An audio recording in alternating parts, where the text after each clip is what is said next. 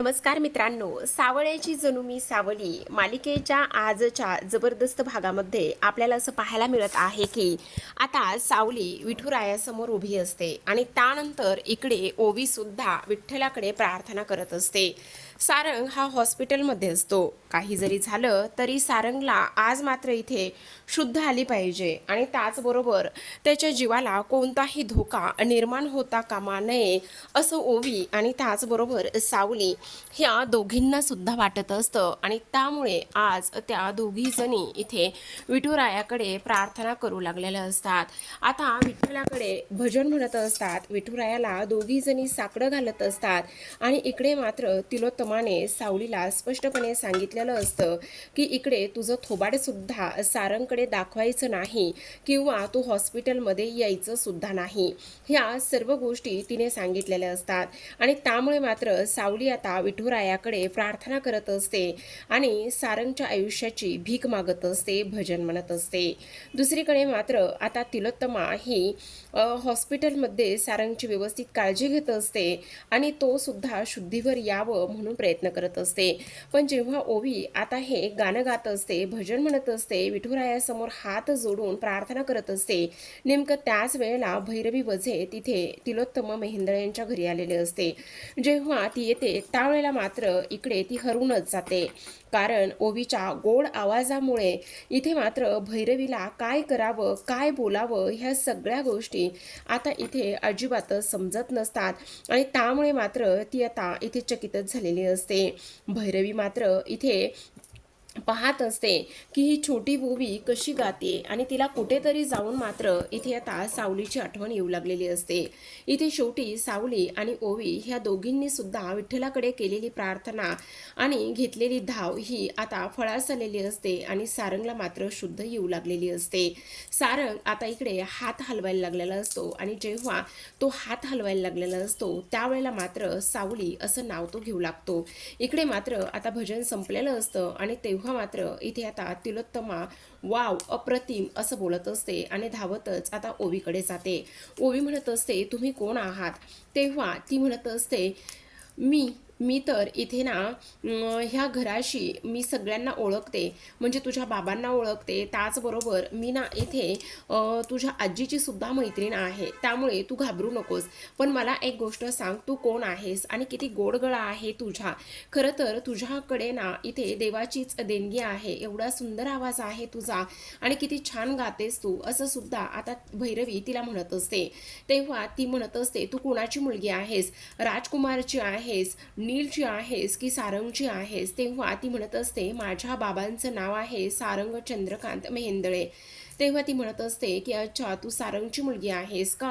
अरे वा, पण या घरामध्ये तर गाण्याला सक्त बंदी आहे. मग गाण्याला सक्त बंदी असल्यामुळे तुला मात्र गाणं कोण शिकवत आहे आणि तू कोणाकडून गात आहेस, असं सुद्धा आता इकडे ती विचारत असते. आता ती म्हणत असते, या घरामध्ये मला गाणं कोणीही शिकवत नाही. मी गाण्याचा क्लास लावला आहे, पण कोणाकडे लावला आहे आणि तुला कोण गाणं शिकवते, असं विचारल्याबरोबर आता मात्र ती म्हणत असते, मला गाणं इथे सावली टीचर शिकवत आहेत, असं सुद्धा आता इकडे ती बोलत असते. काय, तुला सावली टीचर गाणं शिकवते? म्हणजे कोण? आबिरची आई. आबिरची आई म्हणजेच सावली टीचर आहेत. तू सावलीकडे गाणं शिकवतेस? अरे वा वा. तुला एक गोष्ट सांगू का, सावली टीचरला तुझ्या कोणी गाणं शिकवलंय ते तुला माहिती का? तिचा गुरु कोण आहे ही गोष्ट तुला माहिती का? असं बोलल्याबरोबर ती म्हणत असते, नाही, मला नाही माहिती की इथे कोण गुरु आहे. अगं, तुझ्या सावली टीचरची गुरु दुसरी तिसरी कोणी नाही तर मीच आहे, असं म्हटल्याबरोबर आता मात्र तिला धक्काच बसतो. ती म्हणत असते, काय? आणि हो, मग मला सांग, तुझ्या सावली टीचरची गुरु जर मी असेल तर मग तुझी सुद्धा मी गुरुच झाली की नाही? तेव्हा ती म्हणत असते, पण ते कसं? अगं, सावली टीचरला गाणं मी शिकवलंय म्हटल्यावर इथे सावली टीचरची गुरु मी आणि त्यानंतर इथे तुझी गुरु सुद्धा मीच. आता हे सगळं काही असं बोलल्याबरोबर मात्र तिलोत्तमाला टेन्शन आलेलं असतं. तिलोत्तमा विचार करू लागते, हे सगळं काही काय आहे? आणि त्याहूनही एक सगळ्यात महत्त्वाची गोष्ट मला समजत नाही की इकडे मात्र मी ज्या मुलीचा तिरस्कार केला, ज्या मुलीला मी माझ्या घरातून धक्के मारत बाहेर काढलं, आज मात्र ती मुलगी इथे सारंगच्या आयुष्यातून मनातून अजूनही गेली नाही. सारंग मात्र त्याच मुलीचा अजूनही विचार करतोय.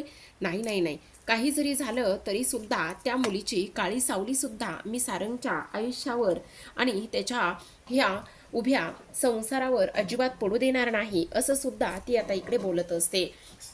आता मात्र इकडे ही भैरवी ओवीशी बोलत असताना म्हणत असते, अगं ओवी बाळा, मी काय म्हणते ते एकदा तू ऐकून घे.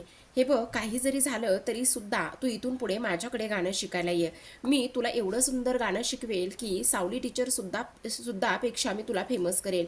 तेव्हा ती म्हणत असते, अजिबातच नाही, मला तुमच्याकडून गाणं शिकायचं नाहीये आणि त्याचबरोबर सावली टीचर फक्त माझ्या गुरु आहेत आणि मी त्यांच्याकडूनच गाणं शिकणार. आणि त्याचबरोबर मी तुम्हाला ओळखत सुद्धा नाही आणि या अगोदर आपण कधी भेटलो सुद्धा नाही, त्यामुळे मला नाही तुमच्याकडून गाणं शिकायचं. तेव्हा मात्र भैरवी म्हणत असते, अगं असं काय करतेस बाळा, हे बघ तुझ्या आवाजामध्ये किती स्वर आहे, त्याचबरोबर तू किती सुंदर गातेस आणि मी तुझ्यासोबत जर मी तुला शिकवलं ना तर मी तुला सावली टीचर्सपेक्षा सुद्धा इथे खूप छान तयार करेल, असं सुद्धा आता इकडे ती बोलत असते.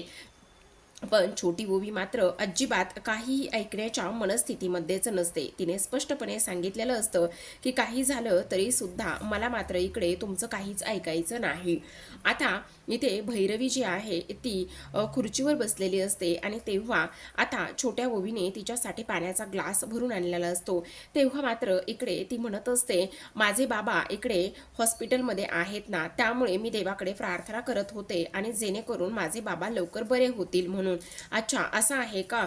ही तर चांगलीच गोष्ट आहे ना, तू काळजी करू नकोस, सगळं काही व्यवस्थित होईल. आणि त्याचबरोबर इकडे मला एक वचन दे, तू आता मी तुझ्या हातामध्ये एक धागा बांधते आणि आजपासून तू माझी गुरु आहेस असं समज.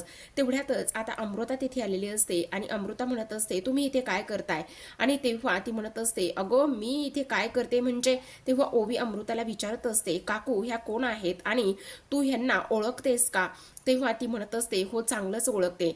मग आता भैरवी म्हणत असते, अगरे वा अमृता, तू मात्र बदलली नाही, आहे तशीच आहे. अगं काय झालं ना, मला सारंगची न्यूज समजली आणि त्यामुळे मात्र मी इथे चौकशीसाठी आले. म्हटलं सारंगचं काही बरं वाईट तर झालं नाही ना, म्हणजे तो बरा आहे की नाही, काही जास्त तर इमर्जन्सी नाही ना, म्हणून आले होते. अमृता म्हणत असते, ते तुम्ही फोनवर सुद्धा विचारून चौकशी करू शकला असतात, तुम्हाला मात्र इथे येण्याची काहीच गरज नव्हती. तेव्हा ती म्हणत असते, मी तुला केला होता ग फोन, पण तिने काही केला फोन उचलला नाही, म्हणून म्हटलं चला जाऊनच चौकशी करून यावी. मग इथे तुम्ही येण्याची काहीच गरज नव्हती, आम्ही समर्थ आहोत सर्व काही इथे हँडल करायला. तेव्हा मात्र आता भैरवी अमृताला म्हणत असते, अरे वा, तुझ्यामध्ये मात्र बराच जास्त बदल झाला आहे. आणि त्याचबरोबर ती म्हणत असते, काय करणार, बदल तर होणारच ना, आणि परिस्थितीनुसार माणूस हा बदलतोच. पण तुम्ही इथे कोणाला भेटायला आलात? अगं राजकुमारशी मला थोडंसं बोलायचं होतं आणि राजकुमारची सुद्धा चौकशी करायची होती, म्हणून मी इथे आलेली आहे. आणि तेव्हा मात्र इथे लगेचच म्हणत असते, ही मात्र ओवी फार गोड गळा आहे बरं का हिचा, आणि गाते पण सुंदर. आणि त्याचबरोबर इकडे ती म्हणत असते, हो ही सारंगची मुलगी आहे. मग आता भैरवी जात असताना लगेचच ओवी तिला थांबवते आणि थांबल्यानंतर लगेचच नमस्कार करत असते. मग आता भैरवी तिचे दोन्ही गाल बोटामध्ये पकडते आणि म्हणत असते, खूप मोठी हो, यशस्वी हो, त्याचबरोबर या जगातली खूप मोठी गायिका सुद्धा हो, असं तिला ती आशीर्वाद देत असते. आणि त्यानंतर मात्र इकडे अमृताला तिचा प्रचंड राग येत असतो की ही अशी लहान मुलांशी कशी बोलत आहे. आता भैरवी तर तिथून निघून जाते, पण त्यानंतर मात्र इथे अमृता तिला म्हणत असते, तू ह्या आल्या होत्या तर मला फोन करायचा ना बाळा, कशाला त्यांच्यासोबत बोलत बसली? अगं काकू, मी तिच्याशी बोलणार नव्हते, पण त्यांनी सांगितलं की मी तुझ्या आजीची मैत्रीण आहे आणि मी सगळ्यांनाच ओळखते, म्हणून मी बोलले आणि मला तुला फोन करायला सुद्धा वेळच भेटला नाही. तेव्हा ती म्हणत असते, बरं चल पटकन, तू काळजी करू नकोस, आपल्याला पटकन विठ्ठलाची मूर्ती वगैरे उचलून ठेवावी लागणार आहे, असं म्हणून त्याने आता बबलूला कॉल केलेला असतो. तर दुसऱ्या बाजूला मात्र आता इकडे ह्या तिलोत्तमाने बबलूला फोन केलेला असतो आणि बबलूला सगळं काही इथे सांगण्यात आलेलं असतं. त्याच वेळेला बबलू हॉस्पिटलमध्ये असतो आणि तो म्हणत असतो, सारंग दादाला शुद्ध आली आहे, पण सारंग दादांना इकडे प्रचंड सावलीची आठवण काढत आहे आणि सावलीशीच भेटायचंय, सावलीलाच बघायचंय, सावलीशी बोलायचंय, असं तो म्हणतोय. तेव्हा मात्र इकडे तिलोत्तमा त्याला स्पष्टपणे सांगत असते, काही जरी झालं ना तरी एक गोष्ट मात्र ध्यानात ठेवायची, ती सावली ती अजिबात माझ्या मुलाच्या आयुष्यात पुन्हा आली नाही पाहिजे. पण आता बबलू म्हणत असतो, पण सारंग दादाच्या तब्येतीचा काय विचार केला पाहिजे आणि काय केलं पाहिजे? नेमकं त्याच वेळेला तिलोत्तमा म्हणत असते, तो माझा मुलगा आहे, मी त्याचं काय करायचं बोलायचं आणि त्याला कशा पद्धतीने समजून सांगायचं हे माझं मी ठरवेल. स्पष्ट शब्दात सांगते की इथे अजिबात ही गोष्ट कोणालाही सांगायची नाही, समजलं.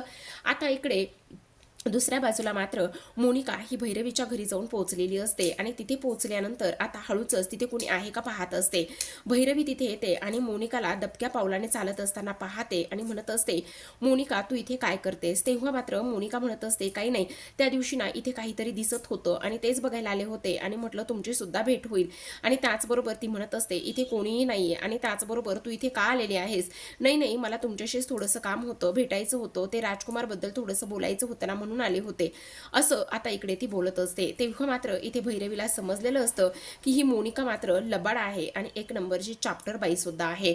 दुसरीकडे आता इकडे सावली मात्र प्रचंड अस्वस्थ असते. सावलीला कळत नसतं की आता काय करावं आणि काय नाही म्हणून, कारण आता सारंग शुद्धीवर येणं हे तिच्यासाठी फार जास्त महत्वाचं असतं.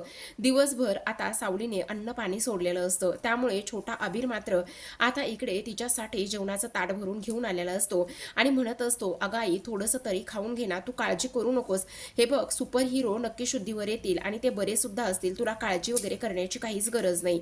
पण सावली मात्र म्हणत असते, नाही अबीर मला नकोय, मला एक अन्नाचा घास काय पाण्याचा थेंब सुद्धा घशाखाली जाणार नाहीये, मला नकोय रे, मला फक्त सारंग बरे व्हायला हवे, त्यांना काही जर झालं ना मी स्वतःला कधीच माफ करणार नाही, असं सुद्धा ती बोलत असते. तेव्हा अबीर तिला समजावतो आणि खायला घालायला प्रयत्न करत असतो, पण सावली मात्र इथे अजिबातच ऐकत नसते. पण आता अबीर म्हणत असतो, अगं तू विठुरायाकडे प्रार्थना केलीस ना, तिकडे ओवी सुद्धा विठ्ठलासमोर उभी भजन म्हणत आहे आणि तू सुद्धा इकडे प्रार्थना केलीस ना, मग असं कसं सुपर हिरोला काही होईल? काही होणार नाही. तेवढ्यातच आता अमृता आलेली असते आणि अमृता म्हणत असते, हो सावली, अबीर जे बोलतो ना ते अगदी बरोबर बोललेला आहे, कारण सारंगला मात्र काहीच होणार नाही, तुला काळजी वगैरे करण्याची काहीच गरज नाही, असं सुद्धा आता इकडे ती त्याला सांगत असते. म्हणजे वहिनी मला नाही समजलं, अगं सारंगला शुद्ध आली आहे आणि तो बरा आहे, पण एक गोष्ट सावली तुझ्या लक्षात येते का? सावली, जेव्हापासून सारंग शुद्धीवर आला आहे ना तेव्हापासून फक्त आणि फक्त इथे तो तुझंच नाव घेत आहे, असं हे सगळं काही अमृताच्या तोंडून सावलीने ऐकल्याबरोबर तिला मात्र खूपच मोठा धक्का बसतो आणि तिला ह्याही गोष्टीचा आनंद झालेला असतो की सारंग आता बरा आहे. तर आता प्रेक्षकांनो, सावली नेमकी सारंगला भेटायला जाईल का? पाहूयात येणाऱ्या उद्याच्या भागामध्ये. तोपर्यंत तुम्ही आपल्या चॅनलला सबस्क्राईब करा आणि पाहत रहा सावळ्याची जणू सावली. भेटूयात उद्याच्या भागात, तोपर्यंत धन्यवाद.